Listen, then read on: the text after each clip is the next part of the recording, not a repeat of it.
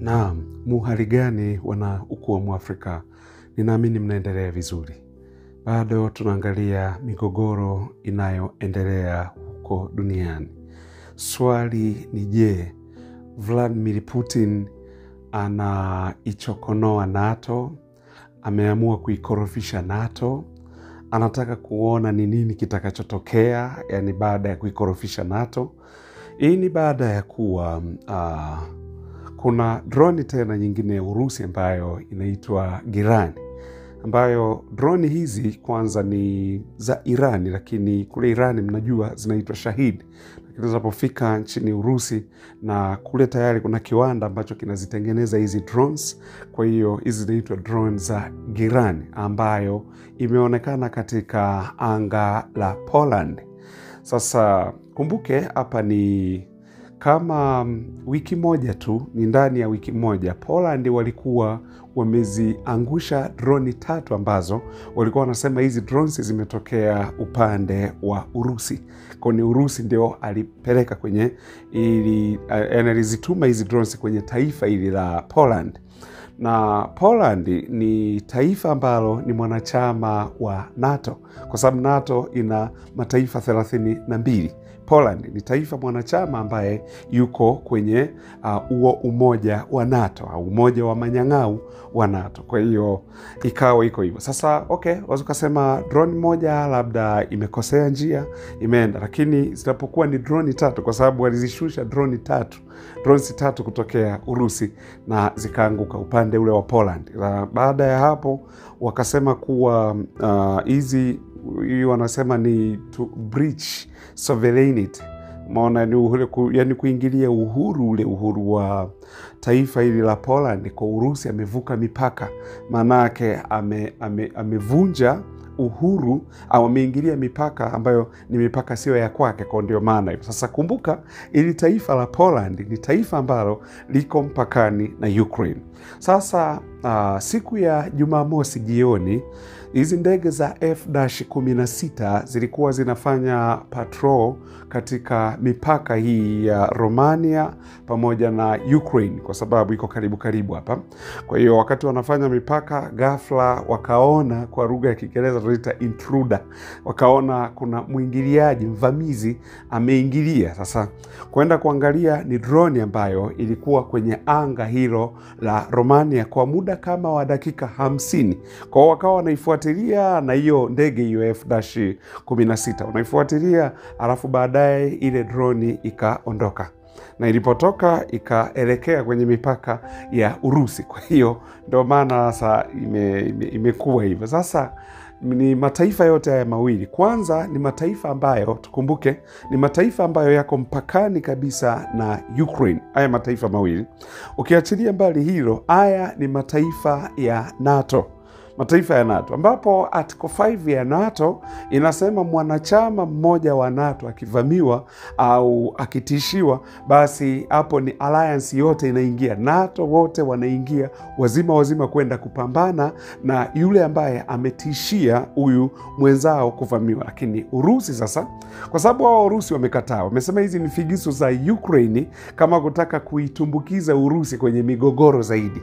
Ndivyo Urusi walivyosema. Kwa hiyo lakini wao wanasema hapana, hizi drones ni Girani drones ambazo zinatengenezewa Urusi, ambazo ni drones ambazo ni teknolojia tuseme, na viwanda hivi viko ndani ya Urusi. Lakini kumbuka, kwa sababu kwa sasa wana ushirika mzuri sana kati ya Urusi na Irani, kwa hiyo ndio maana wamesema hivyo. Kwa hiyo huyu sasa akasema kuwa Warusi hao wakasema hii ni figisu hizi za Volodymyr Zelensky, lakini Urusi wao wamesema hapana, wahusiki. Lakini kumbuke, nafikiri nilikwambia hapa kuhusiana na kombora la Iskander ambalo Urusi amelipeleka mpakani na Poland, kuwapa ujumbe tena peupe kabisa barabarani, limewekwa barabarani, barabara ya lami highway limewekwa hapo. Kwa hiyo ni kuwapa ujumbe hawa watu wa magharibi kuwa basi kwa lolote Urusi tuko tayari kujibu. Kwa hiyo hilo liko namna hiyo. Kwa ndio hapa sasa tukaona, kumbuka, baada ya zile drones 3 kuziangusha ili taifa la Poland, walipoziangusha zile drones, tukaona sasa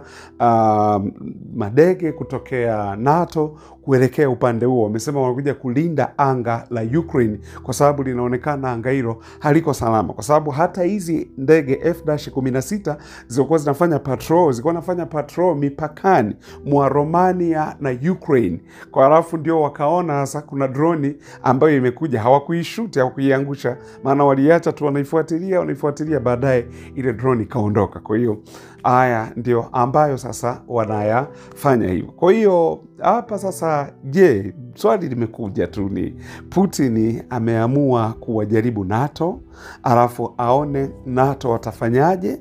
Putin ameamua kuwajaribu NATO na kujua NATO watachukua hatua gani. Ndivyo maswali ambavyo wachambuzi wengi wamekuwa wakiulizana haya maswali, kwa je, ili linakaje. Na kwa upande wa Urusi ameamua kufanya hili, au Putin ameamua kufanya hivi, ni majaribio na wajaribu NATO au ni nini? Sasa NATO wana mambo matatu ambayo wanatakiwa wachague moja kati ya matatu. Jambo la kwanza ni kufanya statement, kutoa hotuba kuhusiana na hiki ambacho kimetokea kwenye mataifa yao mawili. Maana yake haya ni mataifa mwanachama. Poland ni mwanachama wa NATO na Romania pia vile vile ni mwanachama wa NATO. Kwa hiyo jambo la kwanza wanatakiwa watoe jambo la kwanza ni matamko, na matamko haya kwa ajili ya hiki kitendo kilichotokea. Na jambo ambalo kama wakitoa tu matamko, maana yake hii itaonekana NATO ni mbwa asiyekuwa na meno ambaye hawezi kung'ata. Ndio maana imebidi abweke, na ndio maana ya kutoa matamko. Hiyo ni option ya kwanza ambayo wanatakiwa wawe nayo kama NATO. Yaani toa tamko, na hilo tamko ukilitoa, lakini upande wa pili kumbuka utaonekana kama mbwa asiye na meno, mbwa ambaye kazi yake ni kubweka. Hilo ni la kwanza. Lakini la pili ni kulipa kisasi. Lakini wakilipa kisasi, wakifanya retaliation, wakilitaliate kutokana na hiki ambacho wanadai kuwa hizi ni drones kutokea Urusi, ili linaweza kupelekea zaidi kuingiza sasa NATO kwenye mgogoro wa au kwenye vita vya moja kwa moja na Urusi, jambo ambalo NATO wamekuwa wakilikwepa sana muda wote huo. NATO wamekuwa wakimpa Zelensky na nini, kwa sababu Zelensky yeye kumbuka alishakubali kujitolea mhanga na mambo kadha wa kadha kama hayo. Lakini hili sasa pia wakiamua kulipa kisasi kwa namna hiyo, kulitaliate, kwa sababu hii iko katika sheria zile za Umoja wa Mataifa. Nafikiri ndugu zangu ni hii mnajua, hata wakati fulani ambapo nakumbuka Israeli ilipopiga Damascus nchini Syria na kupiga ubalozi wa Irani na kuua balozi aliyekuwepo pale, lakini na maafisa wengine wa Irani, mnakumbuka Irani alilipa kisasi, alifanya retaliation kwa kurusha makombora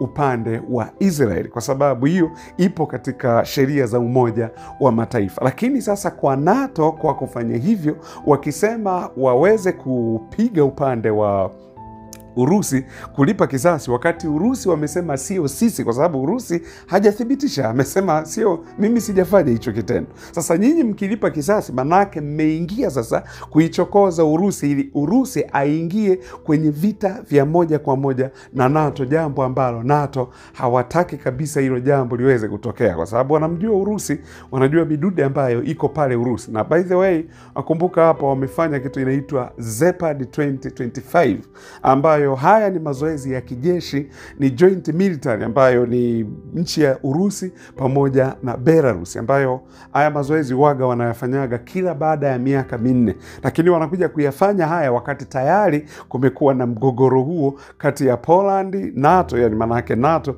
manake huyu ni mshirika wa NATO. Kwa ni kuwa Urusi ameichokoza NATO. Je, ameichokoza NATO, ni nini anachokitafuta kutoka huko? Umeona? Hilo ni jambo la pili. Au jambo la tatu, waingie kisiasa. Kisiasa, kuweka vikwazo zaidi kwa uchumi wa Urusi. Jambo ambalo nafikiri mmemsikia Donald Trump akisema kuwa nataka kuweka vikwazo zaidi kwa Urusi, lakini nataka mataifa ya NATO yaache kununua oili kutoka mafuta, yaache kununua mafuta kutoka kwa Urusi. Lakini watafanyaje? Kwa sababu 51% ya mataifa ya NATO yanategemea mafuta kutoka kwa Urusi. Na hawanunui tu mafuta, wananunua pia na gesi ya asilia, wananunua kutoka kwa Urusi. Lakini yeye Donald Trump katika maongezi yake, yeye ame-mention tu mafuta Yani kuwa NATO wakiacha kununua mafuta kutoka kwa Urusi, basi hapo ndipo takapombana zaidi nani? Takapombana zaidi Urusi. Lakini katika hili lililotokea huko sasa la hizi drones huko upande wa Poland na upande wa Romania, tukumbuka Donald Trump kitu alichokiongea, yamesema anaamini ilikuwa ni bahati mbaya. Siku zote tunawaambia Donald Trump hanaga ujanja mbele ya Vladimir Putin.